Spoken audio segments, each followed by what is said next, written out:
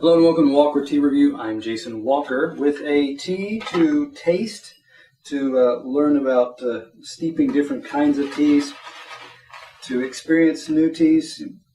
This is the one I think that you'd want to taste side by side with another. This is a black tea, so you want to taste it. It'd be interesting to taste this one side by side with your usual black tea, just to get a feel for what's happening there. So I've scooped out enough to cover the bottom, say inch and a half diameter of the bottom of my gaiwan here. It's about a 3-ounce gaiwan, but my water's been brought to an early boil, and so I'm adding enough water so that it just a little bit will rest above the rim of the lid. That looks good. It's going to rattle around a little bit because the hot air, the heat and expansion is going to cause that to shift around a little bit. So while that's steeping, introduce this tea. This is from Verdant tea. This is their LaoshanBlack tea. It's I'd tell you a price. It's currently out of stock. They expect more arriving soon. This is from Laoshan, Lao Mountain, you could say, in Shandong province.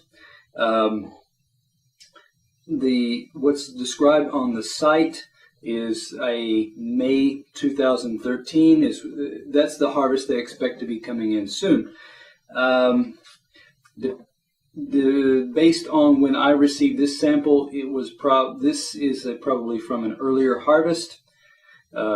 So keep that in mind. Any kind of climate conditions that may have changed between, or temperature, growing conditions, I should say, between what I'm tasting here and what you may taste in. There's always some variations depending on harvest and and weather, climate, seasons that can take place.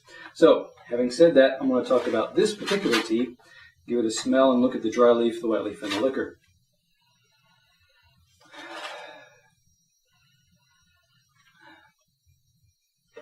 Rich aromas. That's one of the first things, and one of the things that hits most or hits first is the strength, the intensity of aroma.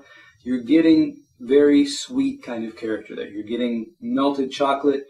I would go so far as to say some kind of coconut smell. A lot of people will identify this with a coconut milk or a coconut type of smell in here as well.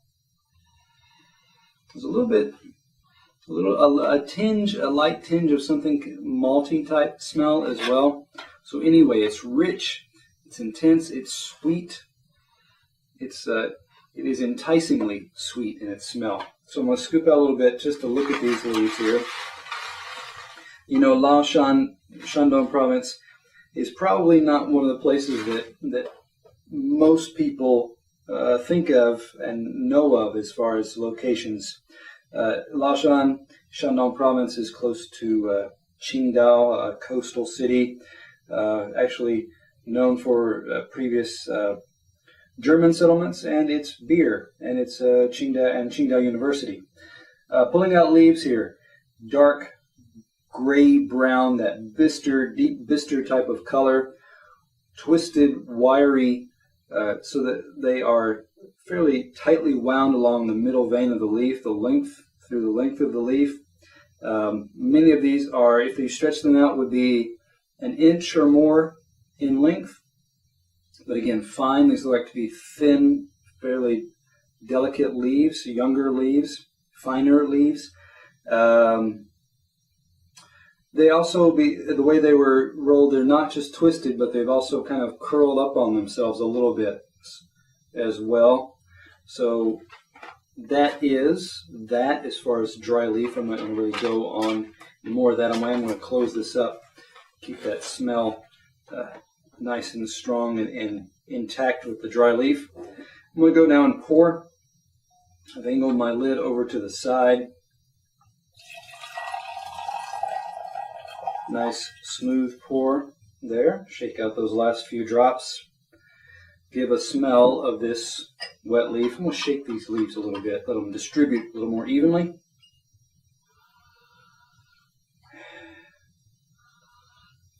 Still the rich chocolatey smells, still some of the coconut milk type of smells. There was some heat notes there. It was a bit of a dark black, brownish, the deeper, sweeter type of tobacco smells. There's some of that in there, hints of that, but it whiffs away fairly quickly and leaves still that consistent kind of chocolatey smell. Perhaps a little bit of a bran flake, raisin bran type of smell there too. Let me pull out a few of these leaves because they have loosened up.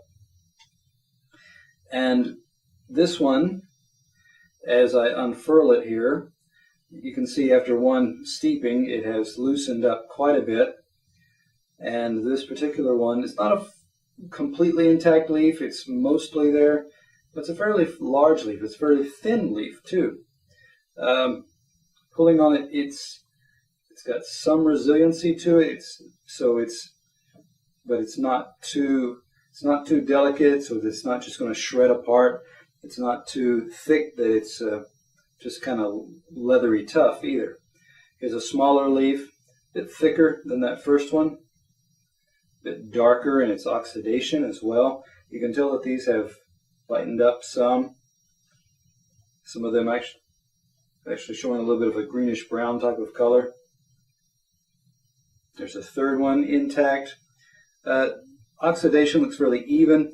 You'll note on the website the product description for this particular tea indicates that this tea was actually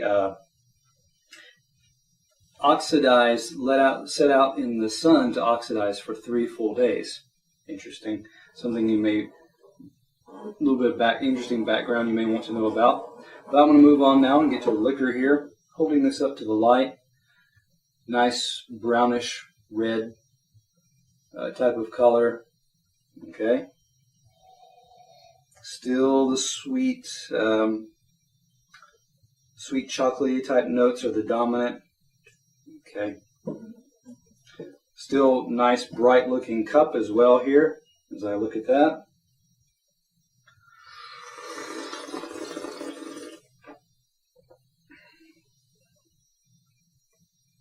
Flavors are consistent with what I've been smelling all along. The taste is consistent. You still have the chocolatey aspect, the kind of coconut type of note there too.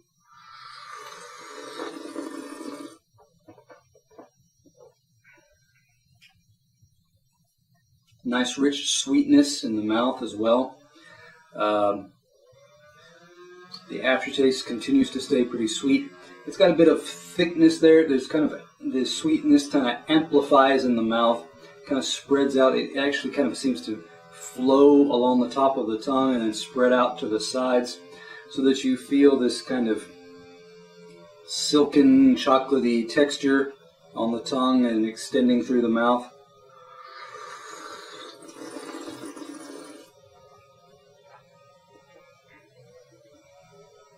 Bitterness, practically non-existent. I could not call this tea bitter at all.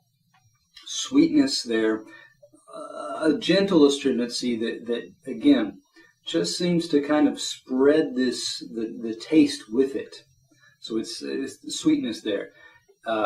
Aftertaste remains sweet. Off-camera tastings. I was able to steep this tea. I steeped it twice. The second time I finished the sip, 10, 15 minutes, 20 minutes. I could still kind of smack my mouth, still draw out these kind of chocolatey smells, get this kind of sweet chocolate taste, chocolate aftertaste in the back of my mouth. So a nice, potent aftertaste. The other thing to note, in those off-camera tastings, I did some steeps. The second steep, I let it steep long and hard, and even with that, I was not able to really draw out any kind of bitterness. The stringency may have picked up a little bit, but still it stayed in balance with the overall flavor intensity. So looking at this tea has some nice components to it. It's got a bold, rich taste to it. So I would give this one a higher score. It gets those bold, rich tastes without really going off the reservation as far as astringency, as far as bitterness. Again, aftertaste can be a very important factor, and this one carries those aftertastes well also. So I would give this tea a 92, and a very good black tea. So come back to Walker Tea Review to look for those black teas. Although this one's out of stock, be ready to pounce when you find a good tea.